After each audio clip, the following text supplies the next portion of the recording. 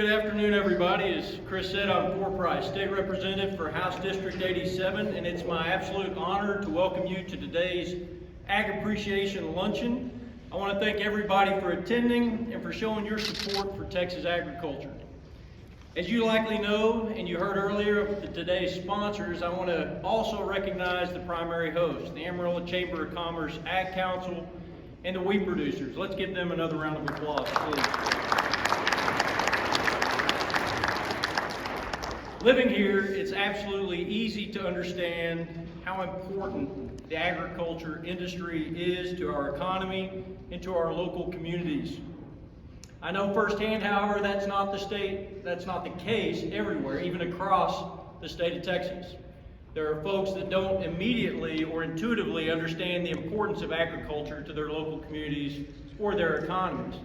When I ask some of my urban friends across the state of Texas where their clothes or where their food comes from, innocently they might answer the grocery store or Walmart or the internet or the mall, but that's because that's their point of origination. That's the source of where they go to acquire those commodities or those products. The vast majority of Texans today live in an urban part of the state. In fact, 87% of the state's 30 million population lives east of I-35. So it's a very interesting fact to me because they may not, as I mentioned, be intuitively or immediately aware of how important agriculture is to our state's economy and to their daily lives. But that's why we advocate for it consistently. And that's why we promote it any chance we can, because we all in this room know that it absolutely matters. Along those lines, I want to give you a few very interesting statistics. Texas leads the nation in the number of farms and ranches in our country with 248,416 farms and ranches covering 127 million acres statewide. Pretty impressive. 1 out of every 7 working Texans, roughly 14%, is in an agriculture-related job. Think about that, 1 out of every 7. In TDA's latest reported yearly statistics, Texas farms sold $24.9 billion in agricultural products. Those are significant numbers in both revenue generation and job creation. And it's really saying something. As I mentioned, the state boasts a population of 30 million people, and we have the strongest financial position and economy of any state across our country. You probably heard Governor Abbott over the course of the last year during his re-election campaign boast that Texas, if it were its own country, is now the 9th largest economy on planet Earth. Meaning, of all the countries across the globe, we have the 9th largest GDP. Again, pretty impressive statistics. These are significant amounts, and agriculture remains a very important component of our state's robust economy today. It affects every one of us in this room, it affects every Texan, and it affects many, many folks outside of our state's borders. From the food and the fiber produced in Texas, Texas agriculture is fueling both our state and our national economies. It's keeping us independent and non-reliant on imports. It's providing jobs, and it's keeping all of our local communities strong. I personally am grateful to the dedicated men and women who are working every day in this industry. The positive impact that you have on the House district that I'm privileged to represent, the Texas Panhandle, the entire state of Texas, is all very immense. We're collectively grateful to all of you who are involved in production agriculture and agribusiness here in the state. The Texas legislature begins its next legislative session in just 41 days. I'm thankful to the folks of House District 87 who are sending me back to represent this area for my 7th term in the Texas House. I'm very optimistic about the possibilities and about the opportunities on the horizon. And just about as I've done in the past, I will continue to advocate through committee work and on the House floor, along with the West Texas delegation and other members from rural Texas, to serve your interests. To serve your interests in areas of substance, to serve your interests in areas that actually matter, that are important to us right here at home. Some of those will include supporting strong, safe schools, and workforce development, protecting the right to farm, developing sound and responsible water policies, strengthening rural health care delivery, improving infrastructure, including further development of broadband across the state of Texas, more truth in the labeling of food products, and protecting producers' freedom to operate. While the sheer numbers can seem stacked against rural interests, I'm confident that we'll succeed with fantastic outcomes. Again, welcome to this luncheon. Enjoy your meal. Thank you for your support of Texas agriculture. May God bless each of you, and may God continue to bless the great state of Texas. Thank you. Our speaker is also the host of Overheard with Evan Smith, a weekly half-hour interview program that airs on PBS stations across the country. Previously, he spent nearly 18 years at Texas Monthly, including 8 years as the magazine's editor and 8 years as president and editor-in-chief. He's back with us again. Please give him your fullest attention. Ladies and gentlemen, please welcome Evan Smith. Thank you. Good afternoon. It's so good to be here. I so much appreciate the wheat producers inviting me, organizers of this event, having me. The most important thing I can say to you today is how honored I am to follow the Farmer of the Year on stage. This is great. Not every day that I get to say that, and I'm happy to be with my friend Fort Price, although honestly somebody from the media is saying nice things about Fort Price. Maybe he'd rather I say not nice things about him. I'm not sure this helps him, but the election's over, so what harm can I possibly do? I want to say, am I pointing it in this direction here? Let me see. Good. I want to say a word about the Tribune before we get started so you understand who and what we are. You heard a little bit. We've been in business now for a little bit more than 13 years. I was the editor of Texas Monthly for many years, and I watched with concern as newspapers around the state of Texas shut down. The Houston Post, the Dallas Times-Herald, many of you will remember the San Antonio Light. There used to be an afternoon newspaper not that long ago in El Paso to go along with the morning paper. All those papers are long gone, and so are many of the reporters who work for those papers. I probably don't need to tell people in this room that the Amarillo Globe and the Lubbock Avalanche really don't have very many reporters left these days. It's hard to get the news in places around Texas. Really, the entire state's a news desert. It's not just the parts of the state that are not big cities. Even the big cities are themselves kind of news deserts. The number of reporters, as Ford knows, at the Capitol dropped from 1991 to 2011 to about a third of what it had been, and there are fewer today. We started the Tribune to solve that problem, or to try to solve that problem, by putting reporters on the ground, reporting on politics and public policy, things that affect all of your lives. We don't play for any team except Texas. On any given day, liberals are mad at us and conservatives are mad at us, and that tells me maybe we're doing a good job. And all we do is tell you what's happening, facts. We don't editorialize, don't endorse candidates or campaigns. We do not need to tell you what to think in the media. Some people disagree with that. We do not need to tell you what to think. We do need to tell you and encourage you to think. To think for yourselves and to participate civically in an election like the one we just had, or when the legislature gavels in the second Tuesday in January. You're going to have 5 months to tell the people who represent you what you think. And I hope you do, because this is a representative democracy and they should hear from you on the issues that matter. Now, I'm going to say a word about what we're doing in this part of the state, just so you know. We made the decision a year ago that we needed to put reporters in rural communities around Texas because rural communities are ignored by our legislature, despite the best efforts of folks like Ford who represent communities like this one.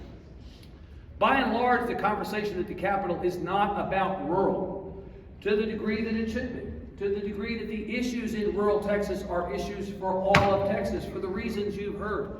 We all owe a debt to what happens in these communities.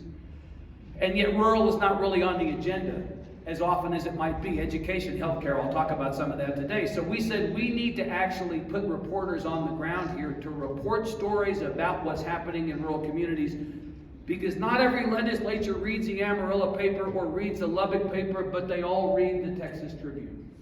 And so the idea is we want to surface the stories of what's happening in rural Texas, not just the problems, but also what's successful, and put it in front of people in the Capitol. So we hired Steely, can you help me with that?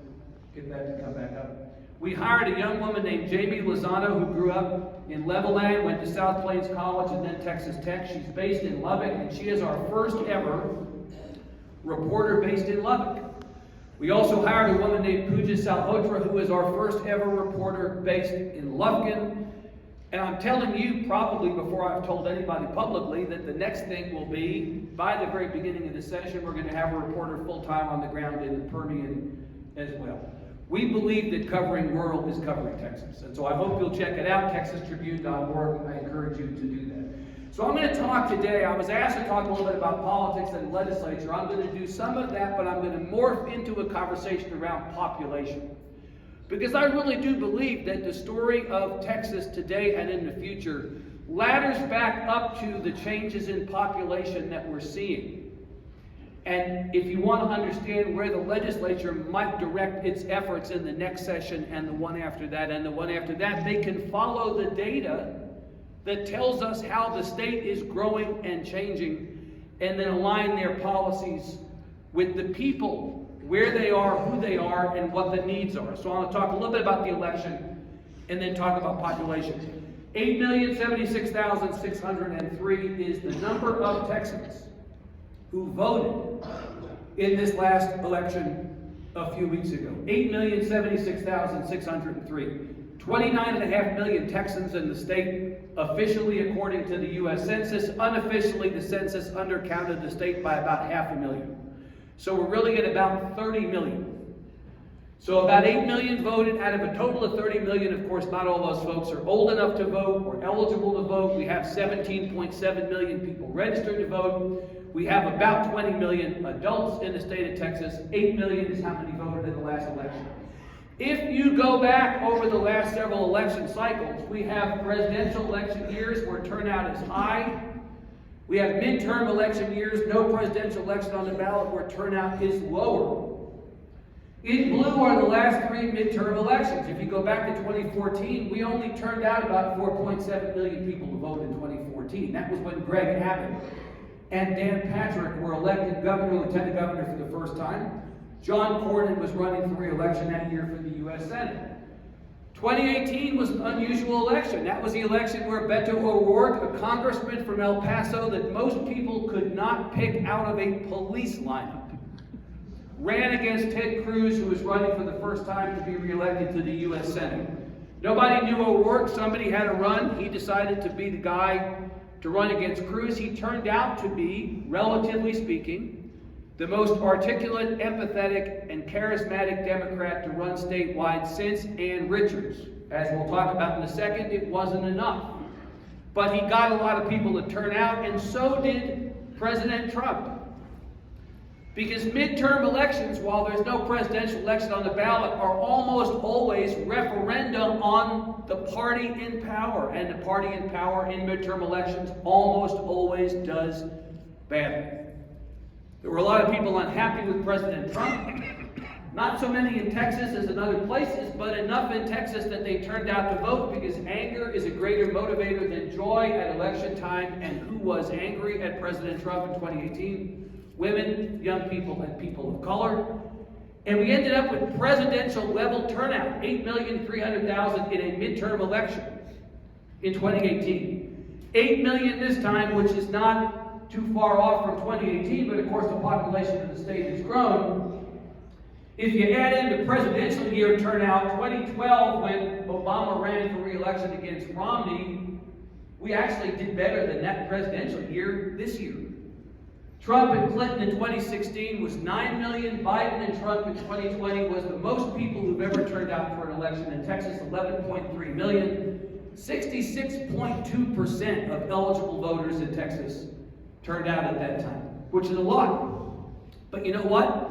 Even in that year, we were 46th out of 50 states in voter turnout. We have consistently been at or near the bottom of the 50 states in voter turnout. And that's unfortunate as I see it, because we all have a stake in the outcomes of these elections. We ask people to vote once every 2 years. It's the least you can do, literally. Express your point of view. But we can't get out of our own way. Here is a visual presentation of turnout over time. And as you can see, in 22, 9.6 million people who could have voted in Texas in this last election didn't bother to vote. Just didn't vote. Now look, we don't have competitive elections in Texas. You can understand why some people might not have been motivated to turn out. Basically, with almost every election, you know right after the primary who's going to win in November. That's how the districts are drawn. There are districts where you don't even get a Democratic candidate after the primary. Right? I mean, that happens. And in some Democratic districts, you don't get a Republican candidate after the primary. And the statewide elections were never going to be competitive. Some of you in this room, probably fewer in Amarillo than Austin, got emails every week from Democratic statewide candidates saying, oh my God, these elections are close. No, they were not. You need to send us money. We're on the verge of beating the Republicans. No, you were not on the verge of beating the Republicans. And so you can understand why some people might have shrugged their shoulders at these elections and said, well, we're not going to turn out to vote. So I want to use the governor's race as a proxy for understanding what happened. So you had Governor Abbott running for his third term. You had Beto O'Rourke, who ran for the Senate, actually came real close in 18, and then had a terrible presidential campaign that lasted for about a minute. Only did himself damage. The fan fiction version for Democrats is Beto O'Rourke after 2018 never runs for president. He decides to run against John Cornyn in 2020 for the Senate, or he waits to run for governor in 22, but does not damage himself by running a campaign for president he was never going to win.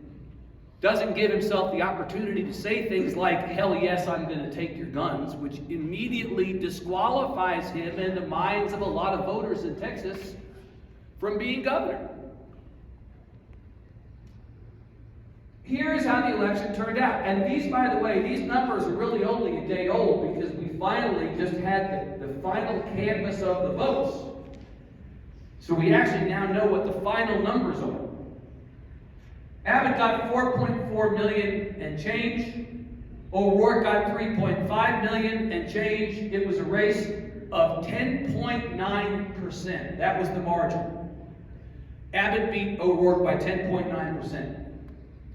I have to tell you, I thought it would be a little closer, but the Democrats really had nothing going on this cycle. 10.9% is a lot. It's not a close race. And what's interesting to me is if you go back to the last governor's race in 2018, the same year that Beto O'Rourke came close to beating Ted Cruz, or the closest Senate race in 40 years at the time, the Democrats put up against Greg Abbott the sheriff of Dallas County, Lupe Valdez, who was literally the worst candidate for governor of either party in the history of any of the 50 states. Like, the worst. Raised no money, ran no campaign, nobody cared. What's really interesting about the outcome, I mean, Beto O'Rourke is a national celebrity. You can't turn on cable television without seeing him every night. Everybody knew who he was. Beto. He got basically the same vote as the worst candidate ever to run for governor in the history of the state. She got 3.528 million. He got 3.553 million. We reported in the Texas Tribune that the first 24 hours Beto O'Rourke ran for governor, he raised more money than she raised during her entire campaign in 2018. True fact. She raised a couple $1 million. He raised that within the first day. He ended up raising and spending about $65 million on this campaign. $65 million to get 25,000 more votes than she got. What a waste. What a waste. And if you go to the Senate race that he ran so successfully in 2018, where he only lost to Ted Cruz by 2.6%, literally the closest U.S. Senate race in Texas in 40 years, not since John Hill. Some of you in the room remember John Hill. He got 4 million votes, which at that time was the most votes a Democratic candidate on the ballot in Texas had ever gotten in an election. Joe Biden ended up beating that in 2020, but at the time it was the most votes ever. He underperformed himself this election by 500,000 votes. 2018 Beto beat 2022 Beto by 500,000 votes.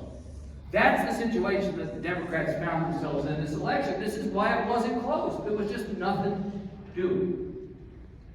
County by county map of Texas, there's nothing in the Texas Tribune that we like more than a county by county map. 254 counties. This is the governor's race visualized by the counties. Red counties, Abbott won. Blue counties, O'Rourke won. I went into journalism not to do math, but I can count. And if I look at how much blue is on this map, there's no way in hell that you could be competitive statewide if this is all you win. I don't even care if it's the big urban counties. There's not enough counties on here. How many counties did O'Rourke win? Well, I'm going to quote myself from Twitter, which at least as of before I started was still a business. It may have already collapsed by the time I got up here. I don't know. Obama in 2008 won 28 out of 254 counties. Lost to John McCain by 12 points. Hillary Clinton won 27 counties in 2016. Obama, the second time, won 26 counties against Romney. He lost to Romney by 16 points. Hillary Clinton lost by 9 points to Trump in the presidential in 2016. She won 27 counties. O'Rourke, running for the Senate against Cruz, won 32 counties. So he did better than Obama twice and Clinton. Joe Biden only won 22 counties. And he lost by 6% to Trump. O'Rourke won 19 counties. He only won 19 counties. He lost 13 counties this time that he won last time, and here are the 13. Valverde, Jim Wells, Kleberg, Frio, Reeves, Zapata, LaSalle, Culberson. Good counties, but not a lot of people. Not that impactful to lose those counties. Tarrant County, now you're talking. O'Rourke beat Cruz in Tarrant County by 0.6% in the Senate race. Joe Biden was the first Democrat running for president to win Tarrant County since LBJ in '64. He won it by 0.2%. Abbott won by 4%. Abbott won Tarrant County back. Williamson County, north of Austin, used to be reliably Republican. Of late, it has been a blue county. Abbott won it back. Jefferson, Nueces, Brewster, 13 counties. O'Rourke won in 18, lost in 22, and actually, you'll see this. I track this stuff. I keep a spreadsheet. Counties won by Democrats, because this is how weird it is, how few counties Democrats win. Our elections are not competitive. And so you can literally keep a spreadsheet. And if you look at the big urban and suburban counties, the margin from 18 on the left, O'Rourke's margin over Cruz, to the column on the right, which is the difference between O'Rourke and Abbott. Blue counties, O'Rourke won, red ones, Abbott won. The margin got worse in every single case, and when you get down to South Texas, where Democrats are really having a problem these days, keeping a vote that they took for granted for so many years, again, the margin is so much less. And both Joe Biden and Beto O'Rourke lost Valverde and Zapata counties. No Democrat had ever lost those two South Texas counties ever until 2020. And O'Rourke did it again. This will interest you. It interests me. If you look at the election by geography, O'Rourke beat Abbott in the big urban counties by about 500,000. Abbott beat O'Rourke in Tarrant and the fast-growing suburban counties by about 80,000. O'Rourke beat Abbott in South Texas by about that same 80,000. So those cancel each other out. So O'Rourke goes into rural Texas up 500,000 votes. Abbott beat O'Rourke in rural Texas by 1.5 million votes. He didn't just get 1.5 million. The margin was 1.5 million, and he ended up beating O'Rourke by 1 million votes. Rural Texas decided the outcome of this election. If you remember nothing else I say to you today, remember this. Rural Texas decides the outcome of every election. Rural Texas has more political power than it knows, than probably many of you who are some of the smartest people in rural communities know. Here's the 2020 election, same thing. Biden's margin over Trump in urban areas of Texas was 912,000 votes. 152,000 vote margin in South Texas. Biden is up by 1 million and change. They fight to a draw in the suburbs. You get into rural Texas, Donald Trump's margin in rural Texas is 1.7 million votes. Right? Rural Texas saved Donald Trump. Rural Texas saved Greg Abbott. Rural Texas saved Ted Cruz and Ken Paxton and probably Dan Patrick in 2018. Rural Texas decides the outcomes of elections. Do you all understand how important that is? You have so much more leverage in these communities than you know, than you're being told. This is why the Democrats, like Beto O'Rourke, traveled to rural communities. Remember, he went to all 254 counties when he ran for the Senate. Didn't go to all of them, but many of them this time. And you want to say to him, you're in Dalhart and Muleshoe. I hope you're getting pie because you're not getting votes. But you know, the game here, it's actually a pretty good strategy because the game here is not to win those counties. Democrats are not going to win those counties, but they have to get the margin down. And here I'm going to use the example of what happened in Pennsylvania, where this absolute giant, John Fetterman, like the biggest guy you've ever seen, serving in office, when they put him in a suit on the first day when he went to orientation, it just looked weird. This guy who was lieutenant governor of Pennsylvania ran for the Senate against Dr. Oz, right? And he won. Why did he win? Because he traveled to rural communities and got the margin that the Republican won down. James Carville, the Democratic strategist, once said about Pennsylvania that it's Pittsburgh and Philadelphia separated by Alabama. John Fetterman spent a lot of time campaigning in the Alabama part of Pennsylvania, and he got 36%, 37%, 38%. Didn't win those counties, but he got a slightly higher percentage of the vote. That allowed him to win statewide. He ran 3, 4, 5 points ahead of President Biden, who also won Pennsylvania in 2020, and that was the difference. No Democrat for now 5 consecutive election cycles, including 22, has broken 25% in rural communities statewide. You need to get to at least 30% or more likely 33% to be competitive. If you don't get that high, if you stay at 24%, which is where the Democrats have basically been in rural communities, you can't win. And that is why this conversation around Texas turning blue is always a non-starter. I probably see more Democrats on a daily basis than you all do in rural communities being back in Austin. And what I hear from those Democrats is, this is the one, this is the year, we're going to turn the state blue, you watch. And I say, no, you're not. And they say, no, we're going to do it, we're going to do it. And I say, no, you're not. I'm like the last guy always in this turning blue conversation. I'm the last guy airlifted off the roof of the hotel at the end of the war. I am just not buying it. And the reason is, I don't care that the population of the state is changing demographically. I don't care that it's becoming a more urban state and the urban areas tend to be blue. Those are both real things. We'll talk about that in a second. If you cannot figure out how to talk better to the people in this room about why you want to run the state, you have no chance of winning.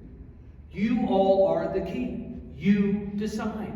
And that's the point that I think a lot of Democrats in the state have not figured out. That they've got to figure out how to talk to rural Texas. And they don't even know that they have to talk to rural Texas. And then once they figure it out, they don't know how to do it. And that's why the elections we have turn out the way they do. A lot of people wondered what exactly the reason that people supported Governor Abbott is. And you heard Fort Price say this earlier. So I don't like newspaper endorsements. I think they're a waste of space. You don't need newspapers to tell you who to vote for. They should take those pages and turn them into something else. But nobody listens to me at the paper, so I don't ever win that argument. So I have to read the endorsements that they do publish anyway, because I'm interested to see what they have to say. Austin, Houston, San Antonio endorsed O'Rourke in the governor's race. Dallas and Fort Worth endorsed Abbott. And the endorsements in Fort Worth and Dallas were basically the same. And here is the first one. Well, you actually can't see at the very bottom, but the first line of the Dallas endorsement was basically repeated in the Fort Worth endorsement written by another paper. Texas is a strong and prosperous state. You heard Representative Price say that.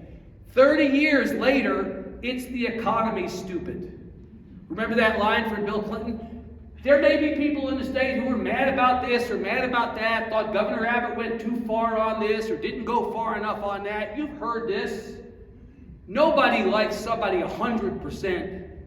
No candidate gets 100% of the vote unless you're running against nobody. So there were going to be people who quibble with the way the state was being run, but at the end of the day, they were willing to forgive it because the economy of the state is so strong, because we're a job-creating state, because we're more resilient economically in bad times. It's the economy. Texas is a strong and prosperous state. Why did the election turn out the way that it did? Because of that. Period. No other reason. And all the other issues in all the other states, oh, abortion's going to make a difference. Oh, COVID's going to make it. No. This is Texas. We decide things differently here. That was what mattered, the economy. So, on the subject of Texas and the economy and the fact that everybody wants to come to Texas, let's talk about what this population looks like. We know three things about the population of Texas from talking to and listening to the state demographer and people who studied this stuff. The state is rapidly growing in population, the state is rapidly urbanizing, and the state is rapidly diversifying. We know again from the census, officially 29.527 million people live in the state of Texas. Again, unofficially, another 500,000. We experienced from July 1st of 20 to July 1st of 21, the period of time that the census measured, the largest numeric growth of any state in the country. We added 310,000 people to the population of Texas. Now people say, oh, all these 310,000 people moved here. We'll come to that. It's actually not true. We'll come to that in a second. In case you're curious, second, third, and fourth, Florida, Arizona, North Carolina. But we were far and away the state that added the most people to our population. Now, people say, oh, 310,000 people moved to Texas. No, that's not true. Just over half of that 310,000 were people who moved to Texas. More people moved here than moved away. That's called net migration. But just under half was natural increase, births over deaths. So when you hear the population of Texas is growing by 1,000 people a day on average, it's not that 1,000 people are moving here. Only about half that number are moving here. The rest of it is more babies being born than people dying. And you have two different kinds of migration. Domestic is people moving from other states. International is people moving from out of the country. And over that year of July 1st of 20 to July 1st of 21, people moving from other states to Texas was way up. People moving from out of the country to Texas was down. And births over deaths were down, all because of COVID. More people moved to Texas from other states because we had less restrictive policies during the pandemic. And so people left states that had more restrictive policies and moved to Texas, which had less. But we had a travel ban in effect around the world. Couldn't get as many people from other places to Texas. And a lot of people died during that year. And so the natural increase number kind of flipped on its head. In fact, more people in Texas died in 21 as a result of COVID than in 20, which I think people don't fully understand. We're at about 92,000 Texans who've now died in the pandemic. These are the 15 largest cities in the country as of right now, and 5 of the top 12 are in Texas, more than any other state. 5 of the 12 largest cities by population are in Texas. Houston is number 4 in the country, number 1 in Texas, 2.3 million. San Antonio is number 7. People don't know that San Antonio is larger than Dallas. It is. San Antonio is number 7. Dallas is number 9. Austin is number 11. Fort Worth, the most interesting city of the big cities, is number 12. In the last 4 years, the census Fort Worth has gone from 16th in the country to 15th to 13th to 12th. And it's getting close to being the same size as Austin. If you drive through the streets of downtown Fort Worth, you do not think you're in the 12th largest city in the country. If you simply try to go a block in Austin, you know that you're in the 11th largest city in the country. You can't get there. But we have 5 of the 12 largest cities in the country, more than any other state. I was saying this at our lunch table before we came up here. The fault line at our legislature for years was urban versus rural. It wasn't liberal and conservative, Democrat or Republican. It was urban versus rural. That fight is over and urban has won. We are now an urban state.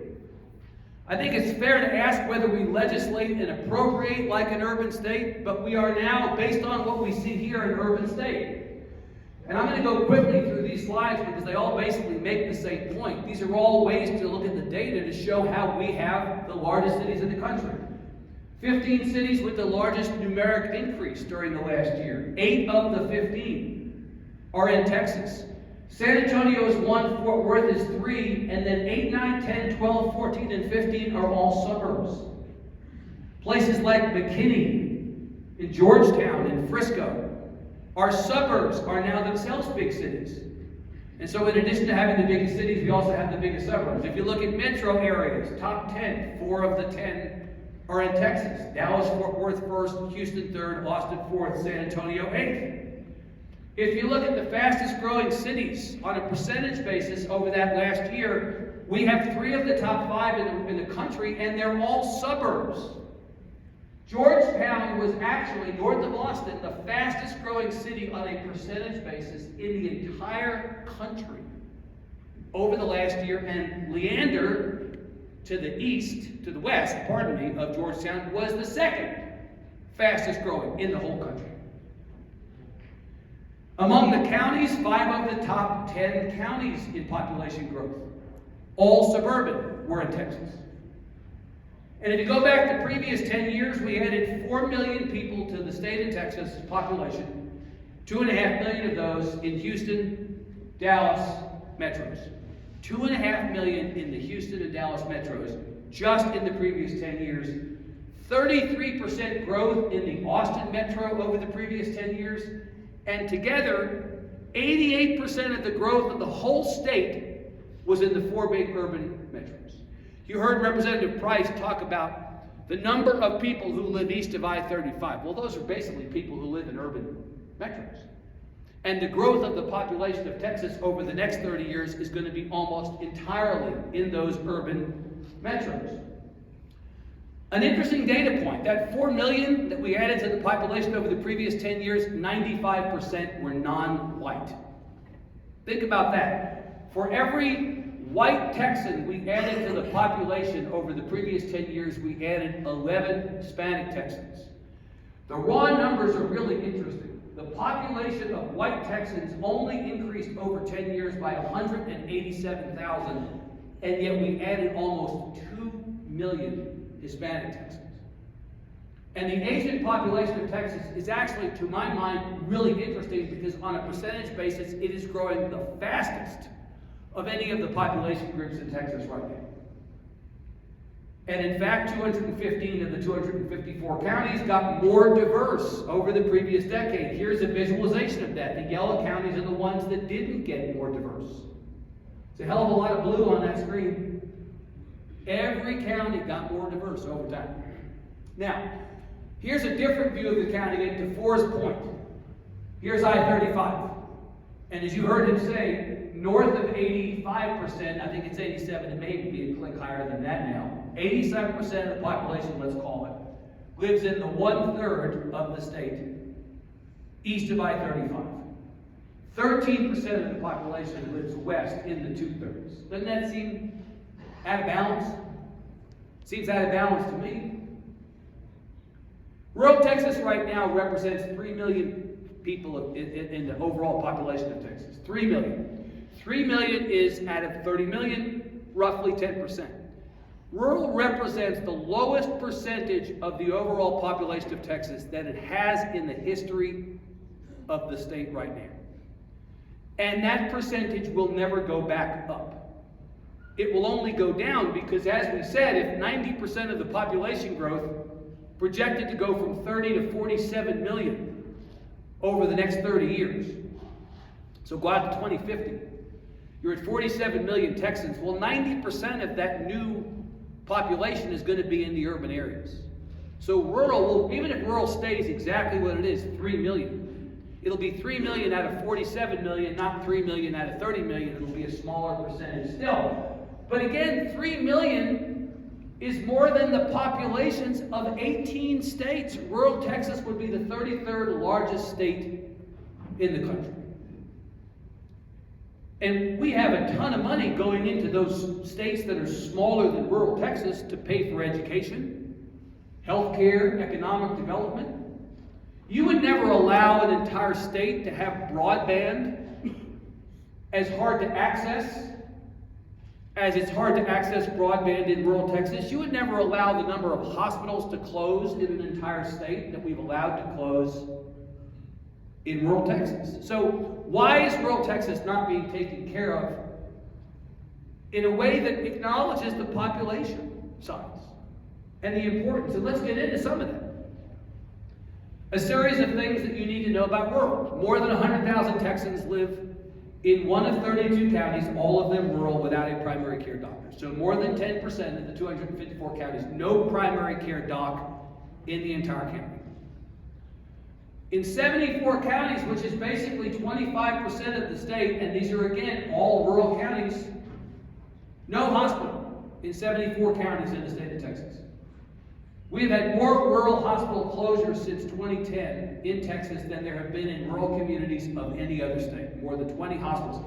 And I'm hearing that there's about to be a report out talking about additional rural hospitals that are getting ready to close in Texas, having come out of the pandemic, where the pandemic really made what was already a crisis worse. Where you have staffing shortages, you have economic circumstances that don't allow these facilities to remain open. So there is a rural healthcare crisis, make no mistake, in Texas. On the public education side, we have more than 700,000 students enrolled in rural public schools, which is more rural public school students than in 17 other states combined. And yet, just one data point, about 60% of those schools don't have advanced placement classes. Why should my kid go to high school in Austin have advantages that your kid going to school in Canyon or Canadian don't have? Why should my kid have advantages over your kid just on the basis of his zip code? They both show up at the University of Texas or at Texas A&M. One gets to potentially pass out of classes because of the AP credits and ultimately save course hours and save tuition dollars. But the poor kid from rural Texas does not have that opportunity because the investment in rural public schools does not level everybody up to the same basic threshold. Right? I know I don't need to tell you that nearly 1/3 of rural Texans do not have adequate access to high-speed broadband. In the year 2022, we are still keeping people in rural Texas from having adequate access to remote learning, to telemedicine, which is supposed to be the solution to the rural healthcare crisis. You can't have telemedicine without right? And economic opportunity. These are all things that rely increasingly on broadband. We also know that you're being overcharged for broadband. I hope there were no telecom sponsors stealing here. Rural Texans can pay up to 5 times more for at-home broadband than the rest of us. And yes, Forrest correct that the legislature last session did take action finally on broadband. We were only one of 6 states that did not have a state broadband office or a broadband plan, and we have one. But you know what? No disrespect, but it was an emergency before the governor declared it one. It's been an emergency in rural Texas for a long time. I gave the commencement speech at Sul Ross State University last year in Alpine, and the president of the university told me that during final exam week, a ditch digger in McCamey hit a line and there was no Wi-Fi on campus during final exam week. What year is it? Seriously, that this is the situation that we are in and that we basically shrug our shoulders at. And by the way, what the legislature did, the good work they did on broadband, none of you in rural Texas will feel it for a while. Don't think that because they passed that legislation that you're going to have Wi-Fi tomorrow. It's going to take a while. The infrastructure takes a while to build. So we have a big problem on this. And, you know, sometimes when you're dealing with the legislature, you have to talk in terms of the economies. That's how people actually understand stuff. The lack of access to broadband in rural communities costs the state annually up to $5 billion in lost potential economic activity. So to my chamber friends in the room, ask yourselves whether having access to broadband is a priority in these communities. It's what keeps people from leaving these communities and not coming back. Why do you lose population? Because there's not opportunity. Why is there not opportunity? Because there's not access to opportunity, and broadband is often the route there. And I don't need to tell all of you this. This kind of gets back to something that Forrest said. Rural small businesses contribute more than 20% of the state's economic output, despite being, as we saw, only 10% of the population. So rural, as always, is punching above its weight in terms of what it's contributing. And so that leaves one last slide with the eternal question, and that is, what do we do now? We have the data. We know what the reality is. We know where rural Texas can contribute. But we also know what rural Texas is lacking. Elections are interesting, but they're largely in Texas a distraction from the real work, because they don't turn out any different than you expect them to. Legislature comes in a couple of 41 days. 41 days. We're going to have a surplus of maybe 25, 26, 27 billion dollars. You all have a voice in how that money is spent. You all can tell for your brand new state senator, Kevin Sparks, you can tell them before they go into session, this is what you should prioritize. This is how you should spend that money. This is the legislation that we need. They may or may not listen, but they'll hear you. They may or may not be able to take action, but they will at least have the input. If you ask for something, you might get it. If you don't ask for something, you won't. That's how life works, right? I'm going to stop there, and I think if I haven't gone crazy on time, I can take a couple of questions, right? 5 minutes of questions. I appreciate you being so patient and listening. Questions? Sir?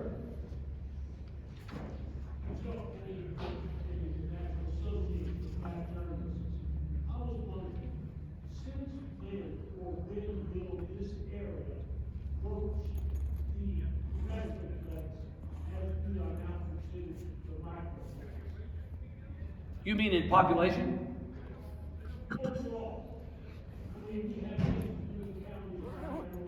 Right. Right.